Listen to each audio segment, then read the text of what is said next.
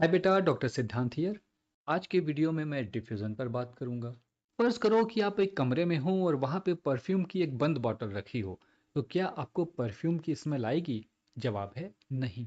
अब जैसे ही मैं इस बॉटल की लिड को अलग करूंगा, थोड़ी ही देर में आप तक परफ्यूम की स्मेल आने लगेगी। यही डिफ्यूज़न है। यहाँ पर क्या हुआ? बॉटल से परफ्यूम के मॉलिक्यूल्स निकलकर आप तक पहुंचे, माने मॉलिक्यूल्स में मूवमेंट हुआ। इस मूवमेंट का डायरेक्शन क्या था? बॉटल के अंदर यानी हायर कॉन्सेंट्रेशन से बॉटल के बाहर यानी जीरो या लोअर कॉन्सेंट्रेशन की तरफ। जीरो यहाँ बेटा इसलिए बोल रहा हूँ क्योंकि एक्टिविटी की शुरुआत में बाहर मॉलिक्यूल का कॉन्सेंट्रेशन जीरो था। अच्छा, कॉन्सेंट्रेशन क्या है ये हमें पता ही है, पर यूनिट वॉल्यूम में नंबर ऑफ मॉलिक्यूल्स। बॉटल के अंदर परफ्यूम के मॉलिक्यूल्स की संख्या बाहर की तुलना में ज्यादा है, तो हम कह सकते हैं बॉटल के अंदर परफ्यूम का कॉन्सेंट्रेशन ज्यादा है। तो हम डिफ्यूजन को कुछ इस तरह से डिफाइन कर सकते हैं: मूवमेंट ऑफ एटम्स, मॉलिक्यूल्स और ions from the region of higher concentration to the region of zero और lower concentration is termed as diffusion. यहाँ ध्यान देना, ये डिफ्यूजन हो क्यों रहा है? इसका कारण है बॉटल के अंदर और बॉटल के बाहर परफ्यूम मॉलिक्यूल के कॉन्सेंट्रेशन में अंतर होना। बॉटल के अंदर ये कॉन्सेंट्रेशन ज्यादा है और बाहर कम, यानी कॉन्सेंट्रेशन ग्रेडियंट है। मानो बॉटल के अंदर परफ्यूम का कॉन्सेंट्रेशन C1 है और बाहर की तरफ ये कॉन्सेंट्रेशन C2 है।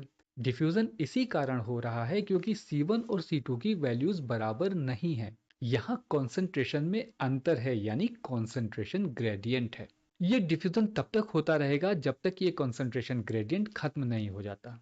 एक बारी ये ग्रेडियंट खत्म हो गया, यानी C1 और C2 दोनों की वैल्यूज बराबर हो गई, तो मॉलिक्यूल की नेट मूवमेंट रुक जाएगी, यानी किसी पर्टिकुलर दिशा में मॉलिक्यूल्स की मूवमेंट नहीं होगी। दूसरे शब्दों में कहूं तो नेट डिफ्यूजन सीज हो जाएगा। तो हम अपने डिफ्यूजन की डेफिनेशन को इस तरह भी कह सकते हैं: मूवमेंट ऑफ एटम्स, मॉलिक्यूल्स और ions due to concentration gradient is termed as diffusion. ये हमारी दूसरी डेफिनेशन हुई। अब एक टर्म है डिफ्यूजन प्रेशर। डिफ्यूजन की प्रोसेस में डिफ्यूजिंग पार्टिकल्स एक प्रेशर एक्सर्ट करते हैं, इसे ही डिफ्यूजन प्रेशर कहते हैं। आप इसे आसानी से विजुअलाइज कर सकते हैं। बस आपको अपने दोनों हाथों के बीच एक बलून लेना है और इसे फुलाना है। जैसे जैसे बलून फूलता जाएगा, आपको हाथों पर एक प्रेशर महसूस होगा। यही डिफ्यूजन प्रेशर है। डिफ्यूजन प्रेशर कॉन्सेंट्रेशन के प्रोपोर्शनल होता है, यानी जैसे जैसे हम गुब्बारे को फुलाते जाएंगे, जैसे जैसे हम कॉन्सेंट्रेशन को बढ़ाते जाएंगे, डिफ्यूजन प्रेशर बढ़ता जाएगा। और जैसे ही हम कॉन्सेंट्रेशन को कम करेंगे, डिफ्यूजन प्रेशर भी कम हो जाएगा। इसी कॉन्सेप्ट को चलो अपनी परफ्यूम बॉटल के साथ जोड़ते हैं। परफ्यूम की बोतल में कॉन्सेंट्रेशन ज्यादा है, यानी वहां डिफ्यूजन प्रेशर ज्यादा है, जबकि बोतल के बाहर डिफ्यूजन प्रेशर कम है।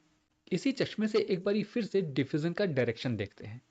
आप पाओगे कि डिफ्यूजन बॉटल के अंदर से बाहर की तरफ, यानी हायर डिफ्यूजन प्रेशर वाले एरिया से लोअर डिफ्यूजन प्रेशर वाले एरिया की तरफ हो रहा है। तो क्या हम अपनी डेफिनेशन को कुछ इस तरह से कह सकते हैं: movement of atoms, molecules or ions from the region of higher diffusion pressure to the region of zero or lower diffusion pressure is termed as diffusion। क्योंकि डिफ्यूजन की प्रोसेस इसी कारण हो रही है क्योंकि बॉटल के अंदर और बाहर डिफ्यूजन प्रेशर में अंतर है, माने डिफ्यूजन प्रेशर ग्रेडियंट है। तो हम अपनी डेफिनेशन को ऐसे क्यों ना कह दें: मूवमेंट ऑफ मॉलिक्यूल्स, एटम्स और ions due to diffusion pressure gradient is termed as diffusion. Diffusion की इस प्रोसेस में पार्टिकल्स एक पॉइंट से दूसरे पॉइंट तक मूव कर रहे हैं। ऐसा तभी हो सकता है जब उन पार्टिकल्स के पास अपनी काइनेटिक एनर्जी हो। यानी हम डिफ्यूजन की डेफिनेशन को कुछ यूं भी कह सकते हैं: net movement of atoms, molecules और ions from one point to another because of their random kinetic energy is termed as diffusion. चलिए अब डिफ्यूजन के बारे में कुछ और बातें जानते हैं। डिफ्यूजन सॉलिड, लिक्विड और गैस यानी मैटर की तीनों ही स्टेजेस में होता है। इस प्रकार कुल 9 स्थितियां बनती हैं: लिक्विड का लिक्विड में डिफ्यूजन, लिक्विड का सॉलिड में डिफ्यूजन, लिक्विड का गैस में डिफ्यूजन, गैस का लिक्विड में डिफ्यूजन, गैस का सॉलिड में डिफ्यूजन, गैस का गैस में डिफ्यूजन।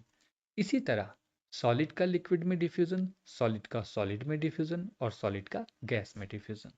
डिफ्यूजन की प्रोसेस में मॉलिक्यूल्स हाई कॉन्सेंट्रेशन से लोअर कॉन्सेंट्रेशन की ओर तब तक मूव करते हैं जब तक कि इक्विलिब्रियम मेंटेन नहीं हो जाता, माने थ्रू आउट एक जैसा कॉन्सेंट्रेशन नहीं हो जाता। इसे एक उदाहरण से समझते हैं। मान लीजिए चाय से भरे किसी कप में शुगर डाली जाती है। शुरुआत में कप के अलग अलग हिस्सों में शुगर का कॉन्सेंट्रेशन अलग अलग होगा। कप के बॉटम में शुगर का कॉन्सेंट्रेशन सबसे अधिक होगा, जबकि टॉप पे वो नेग्लिजिबल होगा। लेकिन अगर इस कप को एक लंबे समय तक ऐसे ही छोड़ दिया जाए, तो शुगर के मॉलिक्यूल डिफ्यूजन के कारण पूरे कप में फैल जाएंगे और कुछ समय बाद शुगर का कॉन्सेंट्रेशन कप के सभी भागों में समान हो जाएगा और चाय हर जगह से एक जैसी मीठी लगेगी। इस समय हम कह सकते हैं शुगर मॉलिक्यूल का डायरेक्शनल मूवमेंट रुक गया है। हालांकि मॉलिक्यूल का मूवमेंट पूरी तरह नहीं रुकता, उनके पास काइनेटिक एनर्जी है, इसलिए वो लगातार रैंडम मोशन करते रहते हैं। लेकिन अब उनका नेट मूवमेंट जीरो होता है, यानी किसी दिशा में जितने मॉलिक्यूल्स जा रहे हैं, लगभग उतने ही मॉलिक्यूल अपोजिट डायरेक्शन से वापस आ रहे हैं। इसलिए कुल मिलाकर किसी भी दिशा में नेट मूवमेंट जीरो होता है। इसे ही इक्विलिब्रियम बोलते हैं। Diffusion of one substance is not affected by the others, यानी किसी एक मॉलिक्यूल का डिफ्यूजन दूसरे मॉलिक्यूल के डिफ्यूजन को अफेक्ट नहीं करता है। इसे एक उदाहरण से समझते हैं। मान लीजिए एक कप पानी में शुगर और साल्ट दोनों डाले जाते हैं और इस कप को डिफ्यूजन के लिए छोड़ दिया जाता है। कुछ समय बाद जब हम इस पानी को टेस्ट करेंगे, तो क्या ये पानी केवल मीठा लगेगा? जवाब है नहीं। क्या यह पानी केवल नमकीन लगेगा? जवाब फिर से वही, नहीं। असल में पानी मीठा और नमकीन दोनों लगेगा, क्योंकि शुगर और साल्ट दोनों ही अपने अपने कॉन्सेंट्रेशन ग्रेडियंट के अनुसार डिफ्यूज करेंगे। शुगर का डिफ्यूजन साल्ट के डिफ्यूजन को अफेक्ट नहीं करेगा, इसी तरह साल्ट का डिफ्यूजन शुगर के डिफ्यूजन को अफेक्ट नहीं करेगा। इसे ही लॉ ऑफ इंडिपेंडेंट डिफ्यूजन कहते हैं, जहां पर एक मॉलिक्यूल का डिफ्यूजन दूसरे मॉलिक्यूल के डिफ्यूजन को प्रभावित नहीं करता है। डिफ्यूजन की प्रोसेस में डिफ्यूजिंग मॉलिक्यूल्स एक प्रेशर एक्सर्ट करते हैं, जिसे डिफ्यूजन प्रेशर कहते हैं। इस पर चर्चा मैंने वीडियो के शुरू में ही कर दी है। अगला पॉइंट है, diffusion is rapid over short distance but extremely slow over long distance. Diffusion की प्रोसेस में मॉलिक्यूल्स हाई कॉन्सेंट्रेशन से लो कॉन्सेंट्रेशन की ओर रैंडम मोशन करते हैं। अगर डिस्टेंस कम हो तो मॉलिक्यूल को डेस्टिनेशन तक पहुंचने में कम समय लगता है, इसलिए डिफ्यूजन एक रैपिड प्रोसेस महसूस होती है। लेकिन जब डिस्टेंस अधिक होती है, तो मॉलिक्यूल्स को बार बार अपनी डायरेक्शन बदलते हुए लंबा समय तय करना पड़ता है। हम जानते हैं कि मॉलिक्यूल्स ब्राउनियन मोशन करते हुए आगे बढ़ते हैं, इसलिए डिस्टेंस बढ़ने के साथ डिफ्यूजन में लगने वाला समय बहुत तेजी से बढ़ता है। यही कारण है कि लॉन्ग डिस्टेंस पर डिफ्यूजन एक एक्सट्रीमली स्लो प्रोसेस बन जाती है। इसे एक उदाहरण से समझते हैं। मानो किसी ग्लूकोज के एक मॉलिक्यूल को पानी में डिफ्यूजन द्वारा 1 मीटर दूरी तय करनी हो, तो उसे लगभग 32 ईयर्स लगेंगे। ये दिखाता है कि लॉन्ग डिस्टेंस के लिए डिफ्यूजन एक बहुत स्लो प्रोसेस है।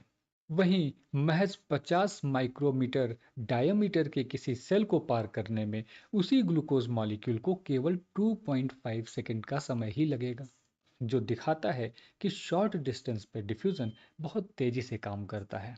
आज के वीडियो में फिलहाल इतना ही। अगले वीडियो में हम विस्तार से जानेंगे कि कौन कौन से प्रमुख फैक्टर्स हैं जो डिफ्यूजन की प्रक्रिया को प्रभावित करते हैं। साथ ही हम यह भी समझेंगे कि पौधों में डिफ्यूजन का क्या रोल है। अगर आपको ये वीडियो पसंद आया हो तो इसे लाइक और शेयर करना ना भूलें। तब तक के लिए bye bye and take care.